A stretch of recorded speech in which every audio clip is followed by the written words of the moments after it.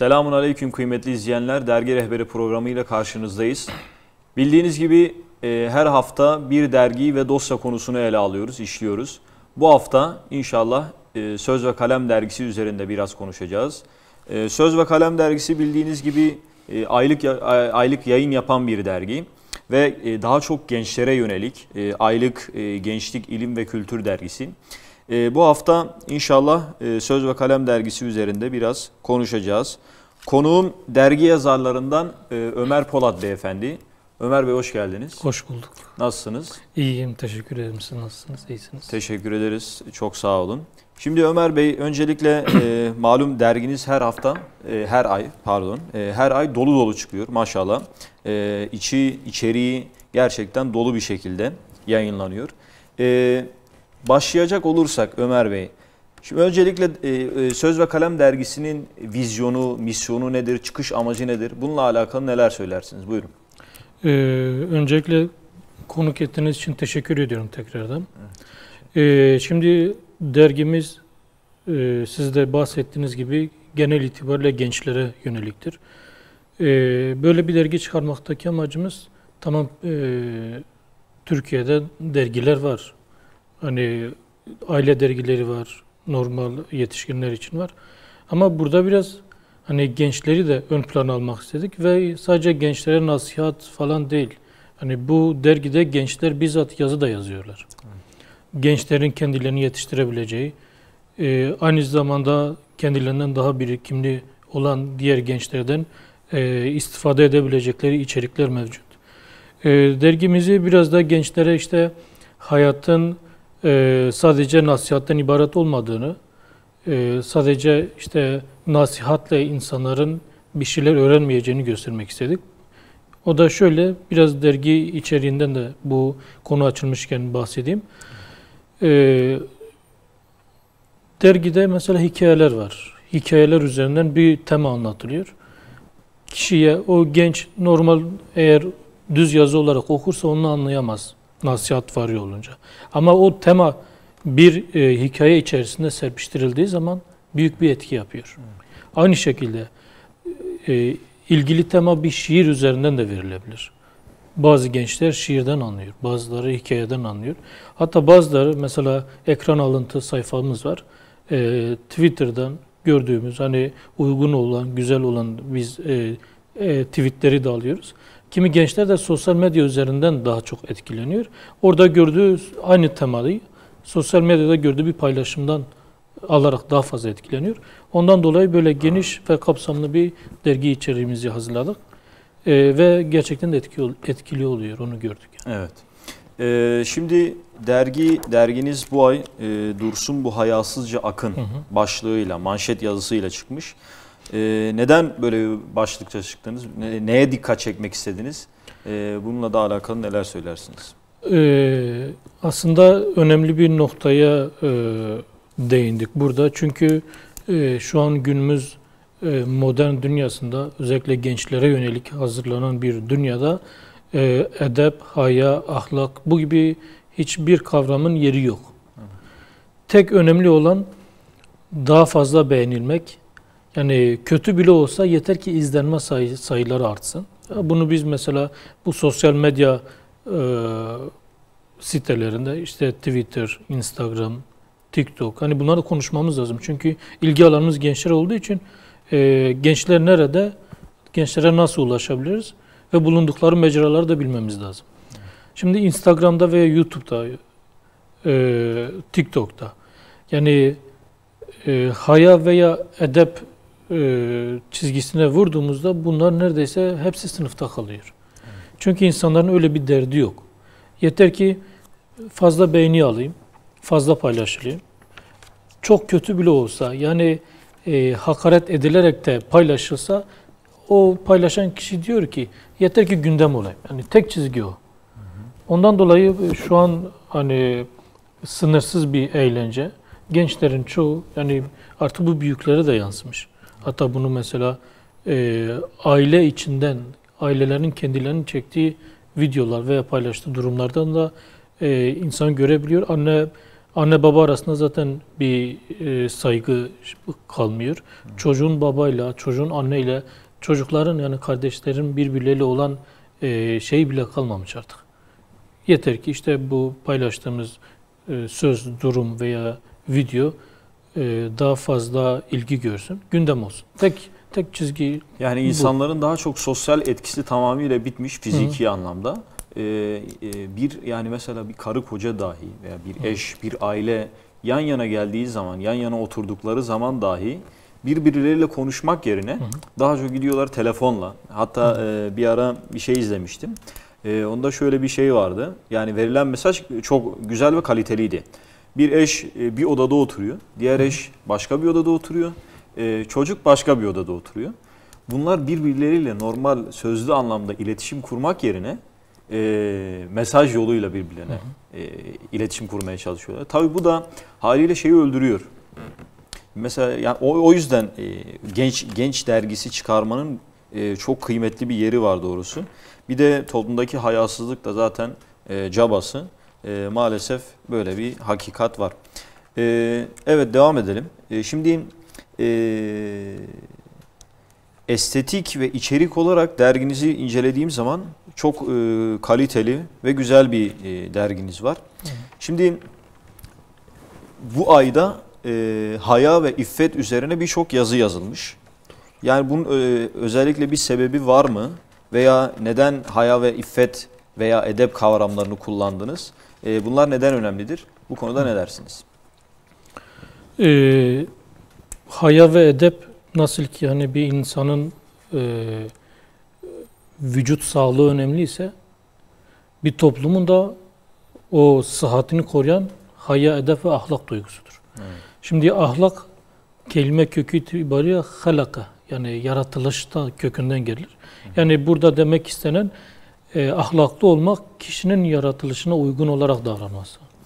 Evet. Bu konu üzerinde durduk çünkü bütün kötülüklerin anası aslında ahlaksızlık diyebiliriz. Evet. Çünkü ahlak kişiye çizilen sınırdır. Evet. Hani had belirlenmiş, şu hudutların şunlardır. Bu hudutlar içerisinde dolaşabilirsin. Bediüzzaman'ın dediği helal dairesi keyfe kafidir. Bu şekilde bir daire, bir huduttur. Kişiler o dairenin ve o hududun içerisinde olduğu sürece bir sıkıntı olmuyor. Herkes birbirine saygı duyuyor. Ama eğer bu ahlak çizgisi, o sınırlar aşıldı mı ondan sonra toplum otomatikman bozuluyor. Mesela en basitinden doğru söz söyleme, ondan sonra işte emaneti koruma, kişinin iftira atmaması bunlar. Mesela doğru söz söyleme niye bu kadar önemlidir? Hani okurken çok basit gibi gelebilir. Ama bir siyasetçinin doğru söz söylemediğini düşünsenize. Mesela reklam kampanyasında işte biz şöyle yapacağız deyip yalan söz söylüyor ve iktidara geldiğinde o toplumun vay haline. Çünkü dediği şey yapmayacak. Koskoca bir toplumu etkiliyor. Ondan sonra emaneti koruma. Şu an farz-ı misal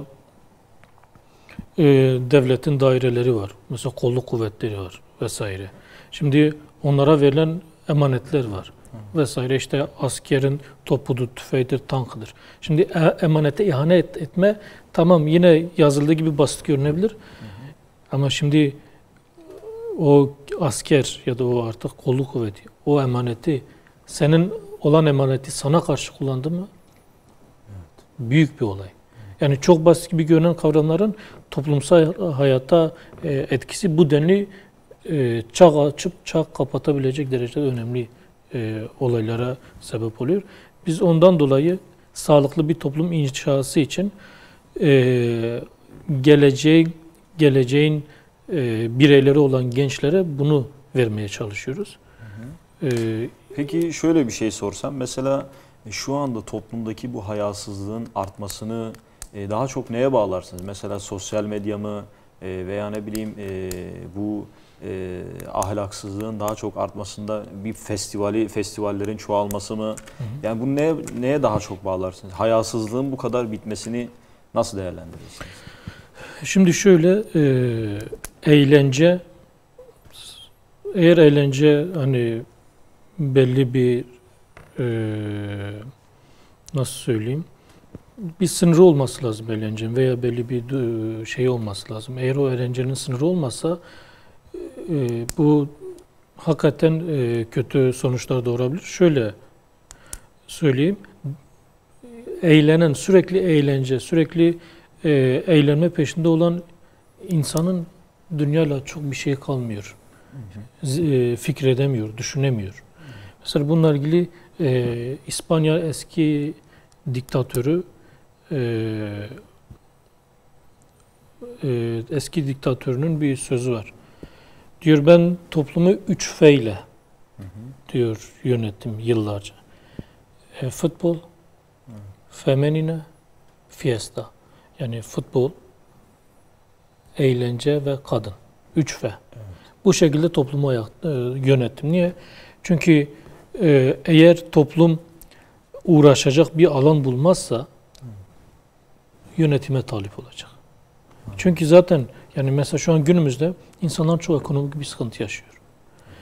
Ne diyor? Yani biraz kafa dağıtayım. Biraz ortamı değiştireyim. Bunun için yapacağı ilk şey hani eğlence. Bu eğlence kendini işte alkol mekanlarına gitmek olarak da olur. Eğlence mekanları. Yani bu yeter ki düşünmeyeyim diyor. O insan düşünmek istemiyor. Bir an önce bu hayattan kopmak istiyor. Bu böyle olduğundan dolayı insanlara şey geliyor, zevkli geliyor. Yeter çünkü eğer gerçeği görürse, yaşadığı toplumdaki o gerçeği tekrardan o gerçeğe dönerse bunalım geçirecek. Ekonomik durumu kötü, parası yok. Şimdi eğer parasının olmadığı gerçeğiyle sürekli yüzleşirse bu intihara kadar da gider. Evet. Ve yani yapacak bir şey yok. Ama işte eğlence üzerinden biraz kafamı dağıtayım, bunları unutayım şeklinde artık bu haya ve edep ve ahlakın sınırının olmadığı bir mecraya doğru bu insan da sürüklüyor. Yani bunların genel sebebi biraz daha var olan eğer durum kötüyse bundan uzaklaşmak. Evet. Biz ondan dolayı genelde bu mecralara sürükleniyorlar. Evet. Devam edecek olursak Ahmet Karaduman'ın Hilkate Dönüş isminde bir yazısı var. Yine Müzeyyen Sena Titiz'in Ahlak-ı Hamide yazıları var. Bu yazılar hakkında ne dersiniz? Ne anlatıyorlar? Bu şimdi, konuda da bir şeyler söyler misiniz? Yazarlarımız derginin kapağındaki manşetle ilgili yazmışlar. Çok güzel de yazmışlar. Allah onlardan razı olsun. Değindikleri noktalar da önemlidir. Mesela ahlak bir toplumun güven ve huzur içinde yaşaması ve bu yaşamın idame edilmesi için gerekli olan temel şartlardan biridir diye demiş. Biraz önce de bahsettiğimiz gibi bir insanın vücut sıhhati, sağlığı ne kadar iyiyse o insan zinde olur. Toplum da aynı şekilde ahlak. Ahlak onu ayakta tutuyor. Yani ahlaksız bir toplum çökmeye mahkumdur tabii. Diyebiliriz. Yani sistemi istediği kadar güzel bir sistem kursunlar. Evet. Mesela genelde Batı'da, işte Avrupa'da, Amerika'da toplum ahlak noktasında özellikle Amerika'da çökmüş durumda. Evet. Şu an ayakta tutan sistemdir. Zaten o sistem de bir yerden sonra ayakta duramaz. Evet. Yani mesela bizde İslam medeniyetinde düşmüşe el uzatılır. Evet. Ama orada düşmüşse kimseye bakmaz yani. Hiç. Bunlar ilgili bir belgesel var. Amerikalı bir yönetmenin bir belgeseli. Hastalık diye bir belgesel. Amerika'daki kapitalist sistemin sebep olduğu işte sağlık sistemi, sağlık sigortası nasıl işliyor? Ona yönelik bir filmdir.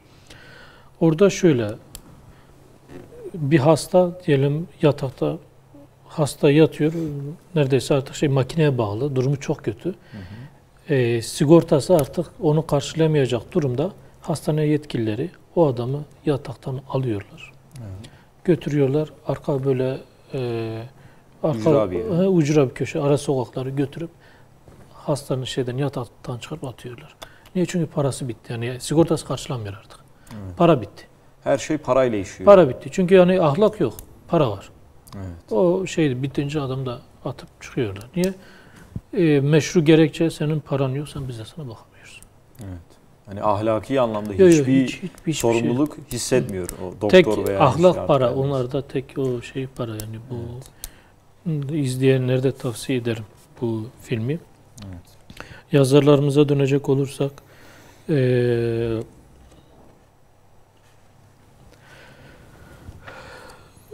genel olarak haya, edep mesela şey var. Buna ilgili Peygamberimizin bir hadisi var. Yani kişi utanmadıktan sonra Dilediğini yapsın. dilediğini yapsın. Evet. Yani burada hayanın, edebin, ahlak ve utanma duygusunun ne kadar önemli ve büyük bir şey olduğunu gösteriyor. Hatta Şöyle bir cümle dikkatimi çekti Ömer Bey. Bugün yine Müzeyyen Sena Titiz'in yazısı.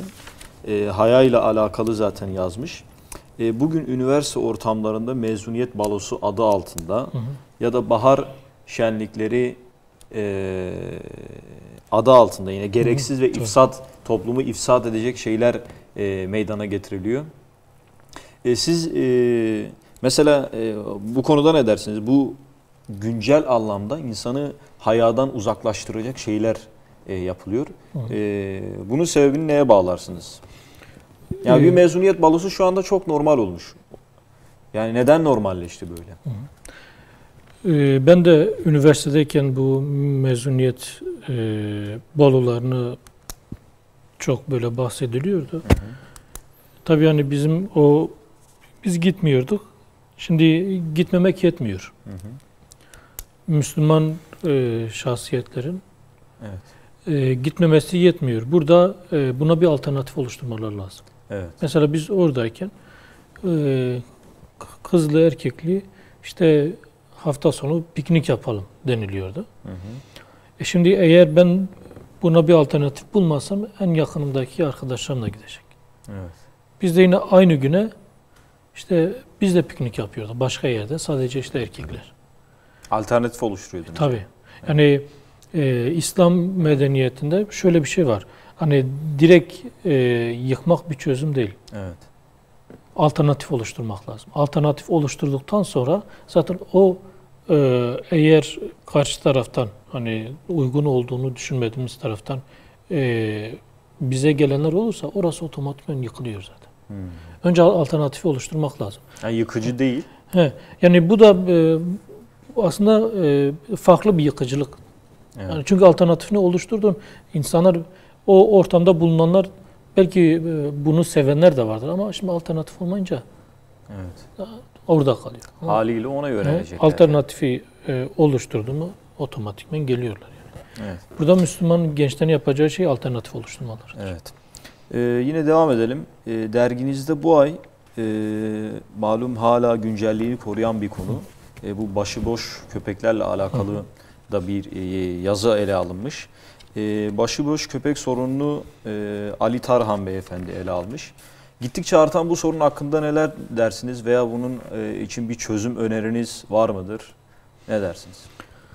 Yani başıboş köpek sorunu şimdi yani öyle bir zihniyet var ki kötü olan neyi dile getiriyorsak hani bunun önlenmesi için bu kötüdür, yapılmasın ne dediğimiz ne varsa o zihniyet bunu savunuyor. Yani evde çocuk yok, köpek besliyorlar. Evet. Halbuki ya artık hani biz de yaşadık, komşumuzun vardı köpeği ya da köpeği vardı. Köpeğine kızım, çocuğum, evladım gibi şeyler söylüyordu. Başıboş köpek sorunu da mesela geçen ben de denk geldim. Evden sabah erken saatte çıktım, parka girdim, baktım karşımda 2 tane pitbull. Evet. Şimdi ne yapacağım? Valla yavaş yavaş geri gelerek kurtuldum da şimdi belki kurtulmayanlar oldu, bilmiyorum. Yani tabii belediye aradım, belediye tamam dedi. Ya da işte notlarımızı alıyoruz, ilgileniyoruz diye şey yapıyorlar. Çok can yakıyor. Geçenlerde işte bir sitedeki kapıcının bir kızını da çocuğunu da parçalamışlardı. Ama burada suçlu olarak kapıcı görüldü.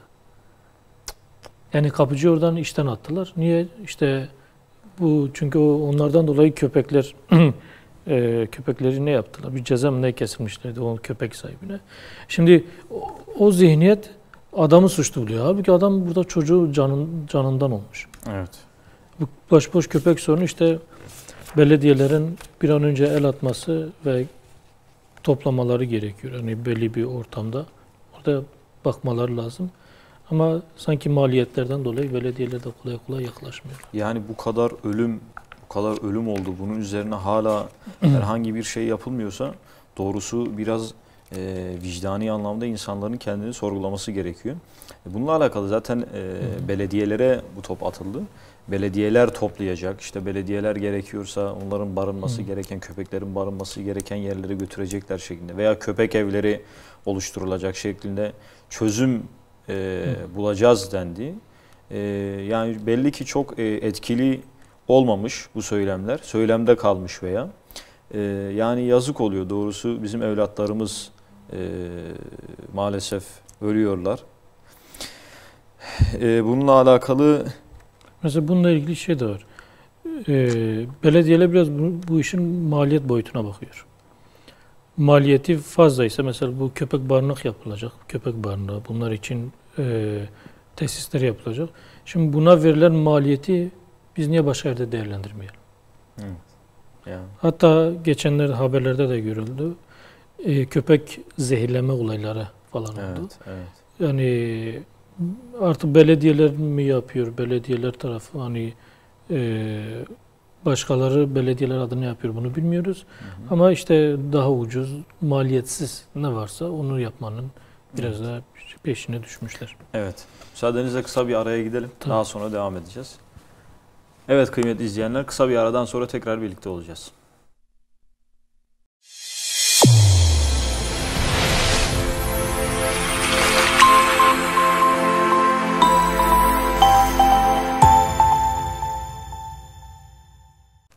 Evet kıymetli izleyenler, tekrar birlikteyiz. Söz ve Kalem dergisi üzerine biraz konuşuyorduk Ömer Bey'le. Konuşmaya devam edelim. Ömer Bey, şimdi haya ve edeple ilgili bazı hadis-i şeriflere yer vermişsiniz derginizde. Bunlardan birkaç tanesini ele alalım isterseniz. Alalım inşallah. Evet. Şimdi hadisleri burada okuyalım, okurken de üzerine birkaç söz söyleyelim. İlk ve çok bilinen bir hadis, haya imandandır. Evet. Yani imanın olmadığı yerde hayadan söz etmek biraz mümkün değil. Kaba söz ayıptan başka bir şey getirmez. Haya ve edep ise girdiği yeri süsler. Evet. Ebu Mesud radıyallahu anh naklettiğine göre Hazreti Peygamber şöyle buyurmuştur. İnsanlık ilk günden beri bütün peygamberlerin üzerinde ittifak ettikleri bir söz bilir. Şayet utanmıyorsan dilediğini yap. Burada özellikle hadisin girişinde insanlık deniliyor. Yani sadece Müslümanlar falan değil. Bütün insanlar için geçerlidir. Evet. Şimdi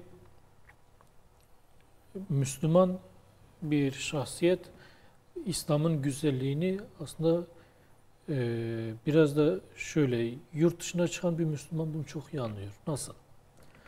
Şimdi yurt dışı farklı bir dil, farklı kültür, farklı insanlar. Şimdi her kültürün kendine özgü davranış biçimleri, söz kalıpları ve fiiliyatları var. Şimdi hangi birini nasıl bileceğiz? Bir ülkeye gitmeden önce işte tamam araştırırız da ama yaşamak ayrıdır. Evet. Ama işte İslam öyle güzel bir dindir ki bir yaşayış tarzı sunuyor, reçete. Bu reçete dünyanın her yerinde geçiyor. Evet. Şöyle mesela şu hadis Ubade bin Sabit'ten nakledildiğine göre Hazreti Peygamber şöyle buyurmuştur. Kendi adınıza 6 şey bana garanti edin, ben de size cenneti garanti edeyim. Konuştuğunuzda doğru söyleyin. Şimdi doğru söz. Nereye giderseniz gidin herkesin takdir ettiği şeydir. Evet. Sözü verdiğinizde yerine getirin. Ahde vefa. Evet. Her yerde geçiyor. Evet. Yani bu sadece Müslümanlar için değil. Müslüman olmayanlar veya başka kavimlerin içine girerseniz de bu hadiste bahsedilen konular her yerde tam not alır. Size bir şey emanet edildiğinde onun gereğini yapın. Evet. Namusunuzu muhafaza edin. Gözlerinizi bakılması yasak olandan çevirin ve elinize sahip olun. Bir diğer hadis, sizin hakkınızda en çok korktuğum şeylerden biri mideleriniz ve iffetleriniz hususunda sizi azgınlığa sürükleyen şiddetli arzular. Diğeri de heva ve hevesinizin sizi delalete düşürmesidir buyurulmuştur. Şimdi haram olan şeyler zaten yasaklanmış. Evet. Bir de şu var. Helal olan şeyde abartıya gitmek de haramdır. Evet. Nasıl? Yani şöyle biraz daha açalım. Yemek helaldir. İnsan yemek yiyebilir. Ama yemekte abartıldığı an mesela sağlığa ciddi anlamda zarar verir. Obezite. Evet. Uyku helaldir ama uyku abartıldığı an bu insana zarar veriyor. Evet. Ondan sonra mesela nedir? Bunun gibi birçok mesela temizlenmek, yıkanmak helaldir ama fazlası mesela gereksiz su harcaması israftır. Evet. Helalin de belli bir şeyi vardır. Yani aşılmaması gerekiyor. Burada da mesela mideleriniz ve iffetleriniz konusunda. Burada mide önemlidir. Evet. Çünkü eğer mide hatta şimdi sağlıkta mide kalbin hemen altındadır. Mide çok şişerse burada kalbi sıkıştırır. Evet. Kalp sıkıştı mı bu sefer insan kalbini hissedemez. Kalpten düşünemez. Belki samimi olamaz. Evet. Hatta yani o tabii sağlık olarak kalp krizi riskleri de vardır. Hı hı. Yani midenin aslında ne kadar da önemli olduğu basit bir şeyden de insan bilebilir. Burada mide konusu özellikle değinilmiş. Buna da dikkat etmek lazım. Evet. Yani İslam diyorsunuz ki bir ölçü, bir sınır, her şeye bir sınır koymuş aslında. Tabii. Diyor helalde dahi çok fazla aşırıya gitmemek esastır diyorsunuz. Devam edelim. Derginizin yine 26. sayfasında kütüphanenizden notlar diye bir sayfa, bir şey var, bir bölüm var. Burayı isterseniz beraber inceleyelim. İnceleyelim. Şimdi aldığımız notlardan birinde Nurettin Yıldız hocamıza ait. Evet. Şöyle diyor. Ölüp kurtulmak bedavacılıktır. Yaşayıp yaşadığın vaktin kadrini bilmek, Allah'a yaklaşmak isteyen kullarına arzusudur. Bir kere daha fazla Subhanallah diyebilmek için bile 10 yıl kalmaya değer. Evet. Şimdi önemli bir not. Bunu niçin aldık buraya? Biraz da şundan dolayı. İslam'ı yavaş yavaş öyle tadını alan gençler böyle ya da artık yeni Müslüman olanlar heyecanlı dediğimiz heyecanlı Evet. gençler. Şimdi bir an önce ölmek istiyorlar. Hani şehit olayım. Ölmek burada işte ölüp kurtulmak bedavacılıktır. Evet. Önemli olan onun için yaşamak ve yaşatmaktır. Bununla ilgili bir meşhur bir alim böyle heyecanlı bir gençle yeni İslam'ın şeyine girmiş bir gençle sohbet ediyor. Tabi bu genç biraz farklı düşünüyor. Hani işte soruyor alim diyor. Farz et ki şurada bir eğlence mekanı var. İnsanlar orada eğleniyorlar işte. Haram işleri yapıyorlar. İçki tüketiyorlar falan. Sen burada ne yaparsın? Hani genç de diyor ki ben gidip oraya işte havaya uçururum. Diyor peki sen havaya uçurduğunda o insanlar cennete mi girecek, cehenneme mi girecek? Diyor cehenneme girecekler tabii. Ama diyor Hazreti Peygamber bir iman etmeyen biri işte cenazesi yanından geçtiğinde üzülüyordu. Evet. Bir kişi daha işte iman etmeden gitti, cennete gitmeden gitti. Hazreti Peygamber'in amacı onları cennete göndermek. Senin amacın cehenneme gönder. Evet. Hani diyor aranızda dağlar kadar fark var. Olay biraz bu açıdan da bakmak lazım. Biraz da bu notun konusu da bu diyebiliriz. Yani ölüp gitmek tamam hani şehadet Allah herkese nasip etmez. Büyük bir mertebedir. Ama şehit gibi yaşamak lazım önce. Burada biraz da işte yaşamanın, dava için yaşamanın ve davaya destek vermenin öneminden biraz bahsediyor. Hocamızın güzel bir sözüdür. Evet. Ondan sonra başka bir notumuzda salt ticari çıkarlar saf bilimsel iddia görüntüsünde öyle başarılı bir şekilde bürünmüşlerdir ki bu iddialar günümüzde üniversitelerin tarım fakültelerinde bilimsel gerçek gibi öğretilmektedir. Evet. Şimdi şu an mevcut durumdan da bahsedebilirsek şu an Türkiye'de bir ekonomik sıkıntı var. Hı hı. İşte çok bilindik hani ekonomistler diyebileceğimiz kişiler işte bunun tek çözümü faizin artırılmasıdır. Bilmem ne falan. Hani kitapta yazılanları söylüyor. Şimdi bu tek çözüm diye bakılıyor buraya. Ama şöyle bakmak lazım. Şimdi işte bilimsel gerçek gereği bunun tek çözümü budur. Ama o bilimsel gerçek neyin bilimselidir? Bu bilimsel gerçeklik mesela biz buraya bir bina inşa ediyorsak bu temel nedir? Burada bir İslami mesela temeli işte kaygımız İslami bir kaygıdır. İşte insanların faize bulaşmaması, harama bulaşmaması üzerinden bir temel mi yükseltilmiş? Ya da nefisleri doymak bilmeyen kapitalistlerin belirlediği bir amaç üzerine mi inşa edilmiş? Şimdi adam mesela kapitalisttir. Ben nasıl para kazanabilirim? Ben işte bankaların bana şu kadar, bankaların faizleri şu kadar arttırmasıyla, şöyle yapmasıyla ben paramı kazanırım deyip kendi niyetini ortaya koyuyor. O niyet üzerinden bir bilim inşa ediliyor. Burada da biraz da yani başkalarının amaçları ve niyetleri sanki tek çözüm yolu oymuş gibi bu bir bilim olarak işte metot açıklanıyor, işte usulleri açıklanıyor. Bu formül falan da açıklanınca zaten tam bilimsel şeyi de yapıyor. Hani küçümsendiğinden dolayı değil, bu tek yol değil yani. Evet. Mesela biz atıyorum İslam ekonomisinden bahsediyoruz. İslam ekonomisi nedir? Kaygıları bellidir. İnsanların harama bulaşmasın. Herkesin yaşanabilir bir dünya içinde yaşamasıdır. Bu kaygılar üzerine bir bilim inşa edilirse herkes refaha erer. Evet. Ama bir iki kişinin çıkarı üzerine bir bilim inşa ederse düzen değişmez yani. Ondan sonra başka bir notumuzda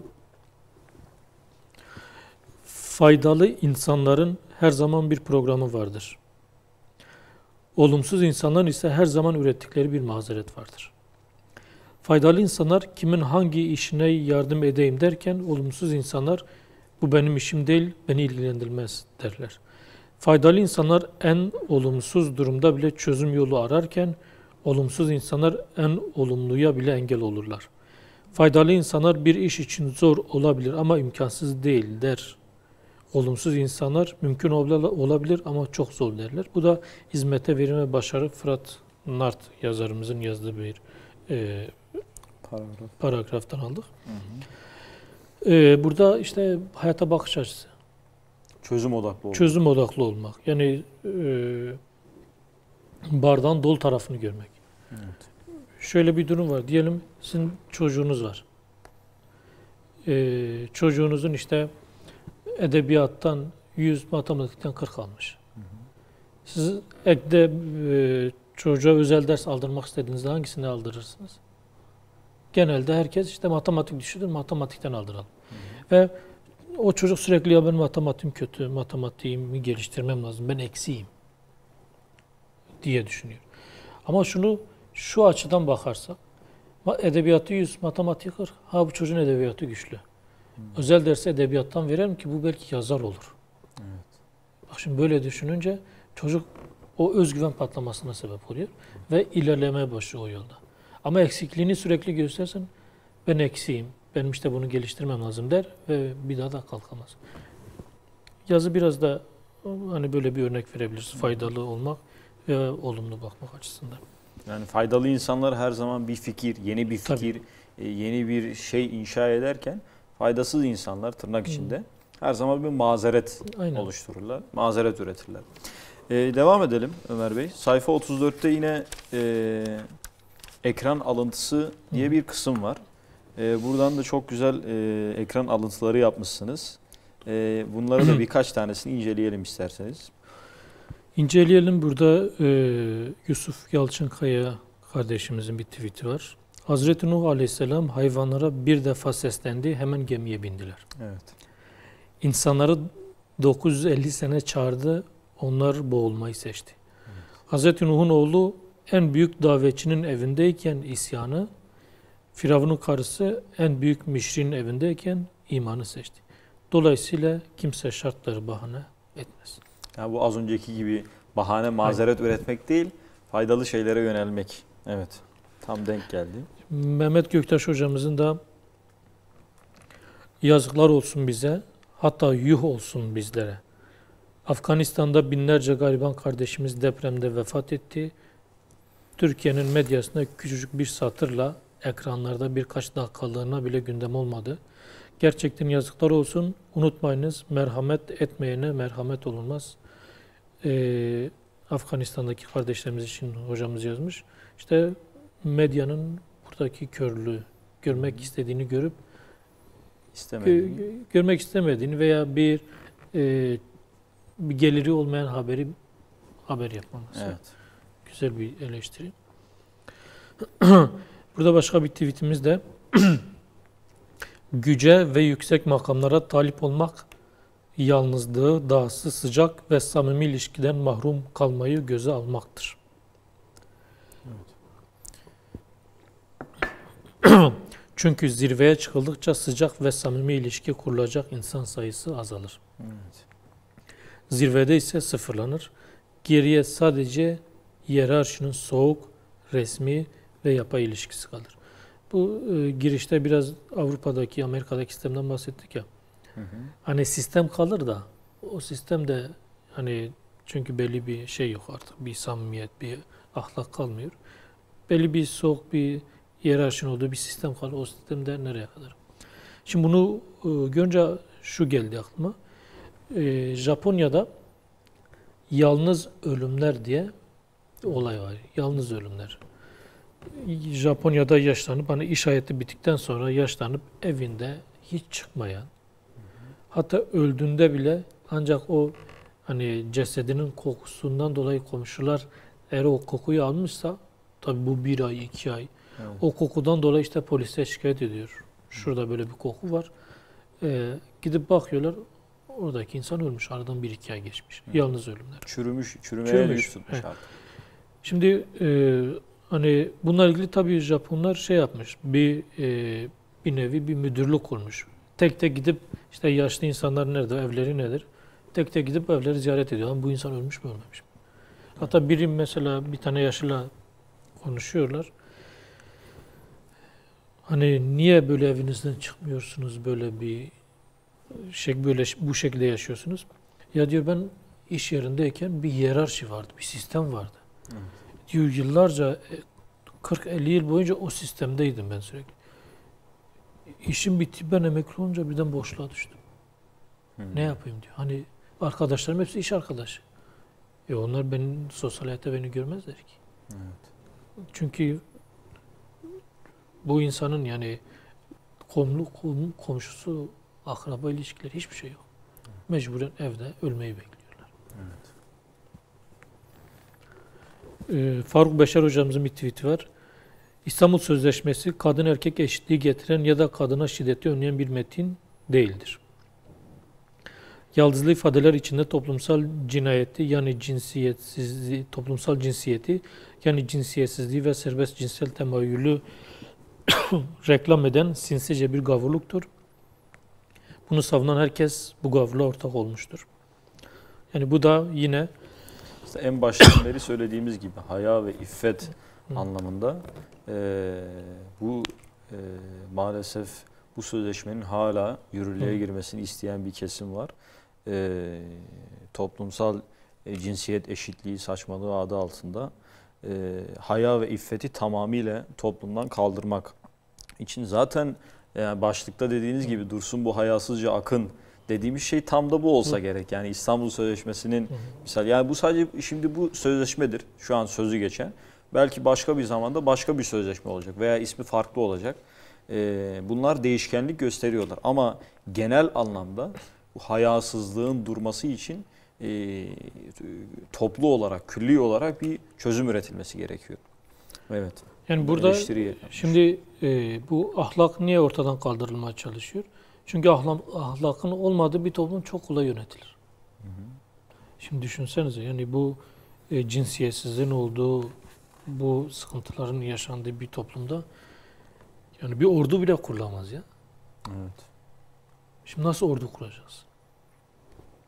Ve herkes zevkine düşmüşse bu insanları her türlü yönetirsin. Yani avucun içine alırsın. Evet. Bunların zaten istediği de bu. Yönetebilecekleri, söz geçirebilecekleri, kendilerine karşı çıkmayan bir toplum oluştu.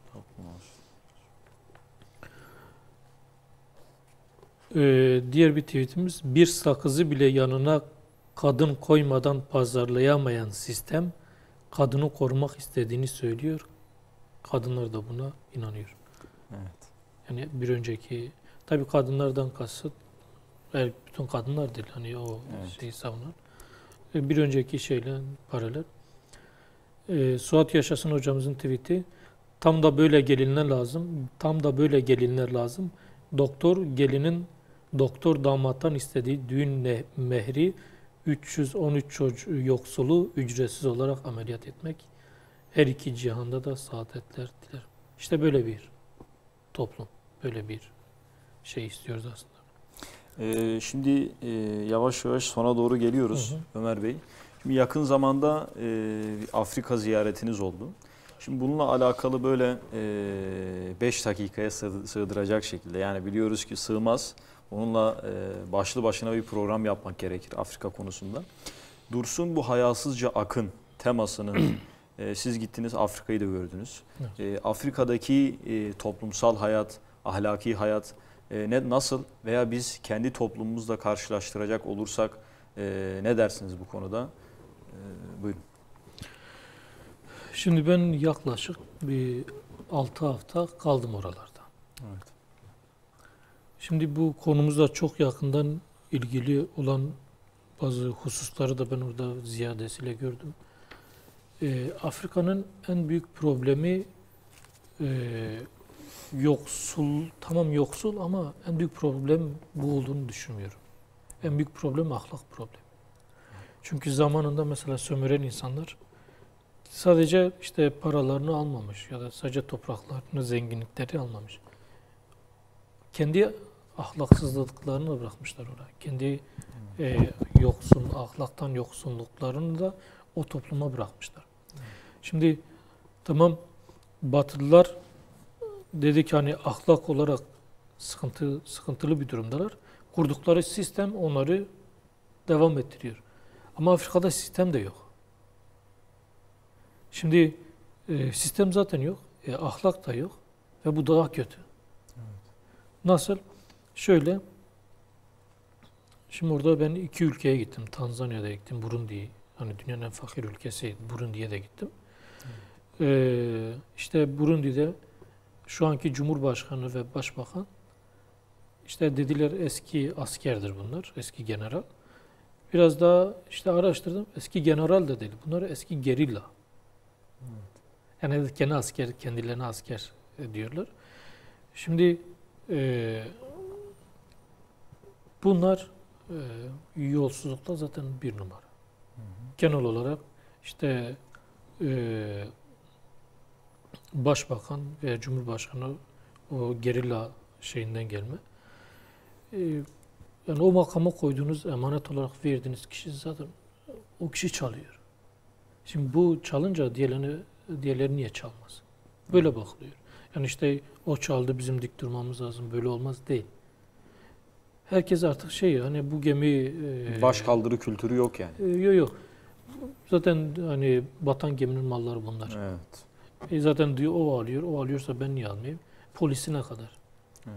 Şimdi mesela orada, şimdi bir devlet eğer adil olursa, devletin kolu kuvveti vardır ve diğer personelleri vardır. Yapacağı şey özellikle mesela